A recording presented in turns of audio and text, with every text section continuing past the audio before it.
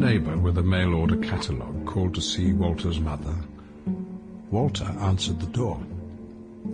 Asked why he wasn't at his job, cleaning the floors and collecting the rubbish at Woolworths, the young man explained that his mother was asleep and wouldn't wake up, and that he'd been told this happened when Jesus is trying to decide if he wants the sleeping person to live with him in paradise.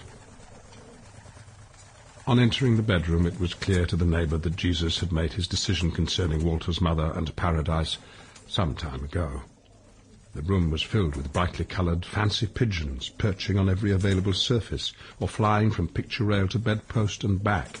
Pigeon droppings decorated the walls, the linoleum, the once blue eiderdown, and the dead woman's hair, face and arms. Walter explained the birds were in his mother's bedroom because he had to feed and water them, and dared not leave his mother's side in case she woke up. But the neighbour ran from the house screaming to inform the police. Taken to a large building which had once been a workhouse, but was then called a hospital for the mentally handicapped, Walter was told that this was now to be his home, and that he would never leave it. In the echoing rooms and corridors which smelled of boiled cabbage and urine, men banged their heads against the walls, or rocked backwards and forwards. Some laughed at nothing at all, while others cried. Some screamed in the night. Some messed themselves, and Walter, who was more able than most, helped to clean them.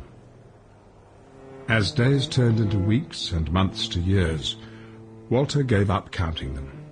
He had become a trustee, a help to the hospital staff, and the leader of a crocodile of men who would occasionally be allowed outside the grounds of the hospital for walks. Now, many years later, Walter is an old man. He no longer has a crocodile of men to lead because the hospital was closed down some time ago, and its patients dispersed. Which means that Walter is finally free. Here, you wake up. Come on, Walter, you can't lie there forever. The first thing I saw every morning was her face.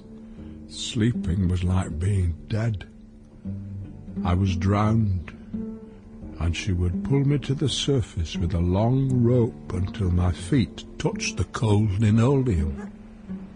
What are you doing here? Sleeping. You can't sleep here. Dog shit, mud, rubber johnnies, beer cans, all sorts, all over. Not healthy. Sorry. Are you on the run or something? Not on the run. Look at you. Burrs sticking to you, grass stains. Sorry. And you've wet yourself. You lose count how many. Hostels, B&Bs. They make you leave after breakfast and not come back till tea time. You wander. You sit in bush shelters, benches on the seafront. Try to talk to folk. They turn their heads away. I got a job sweeping up leaves, but they took it away come the winter. Had a dog set on me once. Part of the trouble. They should have realised at the time, but they were so determined in those days to fulfil any reasonable request. The trouble was that you wanted to stay on in Brightsea, and social services went along with that. 15 miles from the nearest day centre. You could have made friends, group activities, outings. I wanted to stay near the hospital. That was my home. It's the Lower Grange Business and Leisure Centre now. With luxury offices, squash courts and an indoor pool. Excuse me. Yeah? He's with me now. Yeah, I'll call you back. Sorry. Where was I? Making friends in a day centre. You're low. Sample complete. Ready to continue?